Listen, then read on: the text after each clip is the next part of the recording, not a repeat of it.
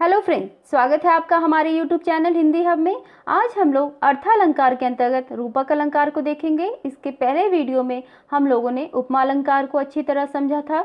तो आइए हम लोग रूपक अलंकार की परिभाषा देखते हैं। जिस जगह उपमेय पर उपमान का आरोप किया जाए उस अलंकार को रूपक अलंकार कहा जाता है, अर्थात उपमेय और उपमान में कोई अंतर न दिखाई पड़े। दोस्तों, पिछले वीडियो में हम लोगों ने उपमेय और उपमान को पढ़ा था। उपमेय का अर्थ होता है जो प्रस्तुत होता है और उपमान का अर्थ होता है जो अप्रस्तुत। यानी यदि हम मुख और चंद्रमा की बात करें तो मुख जो है यहाँ पर प्रस्तुत है तो उपमेय है, और उपमान अप्रस्तुत है यानी कि वो चंद्रमा है।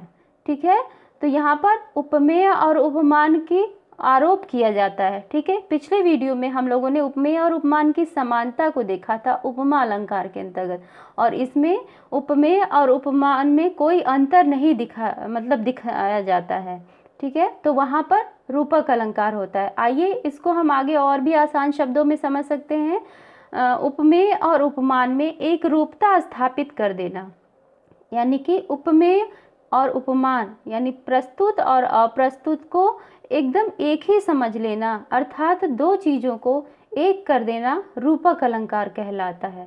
ठीक है, जैसे हम एक छोटा सा उदाहरण लेते हैं आप लोगों को समझने के लिए कि यदि हम बोलें कि सीता का मुख चंद्रमा के समान सुंदर है, तो यहाँ पे ये उदाहरण है कि सीता का मुख कैसा है, चंद्रमा के समान सुंदर है, तो ये उपमा अलंकार हो गया। ठीक है, और यदि हम बोलें कि सीता जो है सीता का मुख चंद्रमा है, ठीक है, यानी कि डायरेक्ट हम चंद्रमा को बोल दे रहे हैं, समान नहीं बोल रहे हैं, सीता का मुख चंद्रमा है, तो वो रूपक अलंकार हैं। तो आप लोगों ने समझा कि यानी एक रूपता स्थापित कर देना, उन दोनों में जो प्रस्तुत और अप्रस्तुत में एक रूपता स्थापित कर देना, तो वो रूपक अलंकार कहलाता है। आइए अब हम लोग क्या नाम है इसको उदाहरण से अच्छी तरह से समझते हैं। तो उदाहरण है, मैया मैं तो चंद्र खिलौना लय हूँ। यहाँ पे चंद्र खिलौना मतलब चंद्रमा रूपी खिलौना नहीं, चंद्र खिलौना, डायरेक्ट चंद्र खिलौना ही मुझे चाहिए। ठीक है, तो यहाँ पर इस उदाहरण में चंद्र खिलौना ये रूपक अलंकार है। ठीक है, चंद्र खिलौना यानी चंद्रमा के समान खिलौना नहीं, चंद्र खिलौना ही चाहिए। उसी प्रकार नेक्स्ट देखते हैं हम लोग, शशि मुख पर घूंघट डाले। शशि मुख अर्थात शशि के समान मुख पर घूंघट डाले, ये नहीं होगा, शशि के समान नहीं, शशि मुख यानी कि डायरेक्ट शशि मुख यानी चंद्रमा मुख पर ही घूंघट डाले, शशि के समान नहीं। तो यहाँ पर भी ये रूपक अलंकार का उदाहरण हो गया।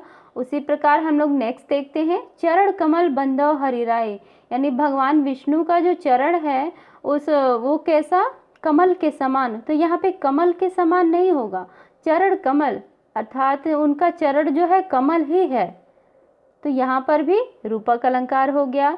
उसी प्रकार नेक्स्ट देखते हैं हम लोग, अपलक नभ नील नयन विशाल, यानी कि जो नयन है उसको कैसे किससे तुलना की गई है, नभ नील से। तो नभ नील के समान नहीं, यानी आकाश के नीले आकाश के समान नहीं, पूरा आकाश ही, नीला आकाश ही नयन है, ये यहाँ पर दर्शाया गया है। तो यहाँ पर ये कौन सा अलंकार हो गया, रूपक अलंकार। तो नेक्स्ट देखते हैं कुछ और भी उदाहरण ताकि आप लोग अच्छी तरह से इसे समझ पाएं। नेक्स्ट देखते हैं हम लोग, खिले हजारों चांद तुम्हारे नैनों के आकाश में, अर्थात जो खिले हजारों चांद तुम्हारे नैनों के आकाश में मतलब नैनों के आकाश में, नैनों के समान आकाश में नहीं कहा गया है, नैनों के आकाश में ही। ठीक है, तो यहाँ भी एक रूपता स्थापित की गई है, तो यहाँ भी रूपक अलंकार हुआ। पायो जी मैंने राम रतन धन पायो, यानी कि राम रतन, राम के समान रतन नहीं, राम रतन ही पा लिया है मैंने, तो यहाँ भी एक रूपता स्थापित की गई है, तो ये भी रूपक अलंकार का उदाहरण है। उसी प्रकार नेक्स्ट देखते हैं हम लोग, विषय वार्य मन मीन भिन्न नहीं, यहाँ मन और मीन इसमें भी एक रूपता स्थापित की गई है। मन जो है मीन है, पूरा मन मीन के समान यानी मछली के समान नहीं, मन मीन ही है यानी मछली ही है, तो वो रूपक अलंकार का उदाहरण हो गया। उसी प्रकार हम लोग नेक्स्ट देखते हैं, मुख रूपी चांद पर राहु भी धोखा खा गया। यानी यहाँ पे मुख रूपी चांद पर, मुख के समान चांद या चांद के समान मुख, ऐसा कुछ नहीं है, यहाँ पर मुख ही चांद है, यानी कि मुख रूपी चांद यानी मुख ही चांद, उस पर राहु भी धोखा खा गया। तो यानी कि इस उदाहरण में भी रूपक अलंकार दिखता है। ठीक है, तो दोस्तों आप लोगों ने समझा कि रूपक अलंकार जो है उसमें कोई भी दो वस्तुओं में एक रूपता स्थापित कर दी जाती है, यानी उसकी तुलना नहीं की जाती है, उसी को वही दूसरी वस्तु मान ली जाती है, तो वहाँ पर रूपक अलंकार होता है। ठीक है, तो आप लोगों को समझ में आया रूपक अलंकार। दोस्तों यदि आपको मेरी वीडियो पसंद आती है तो आप लोग वीडियो को लाइक किया करिए और मेरे चैनल को सब्सक्राइब किया करिए। Thank you.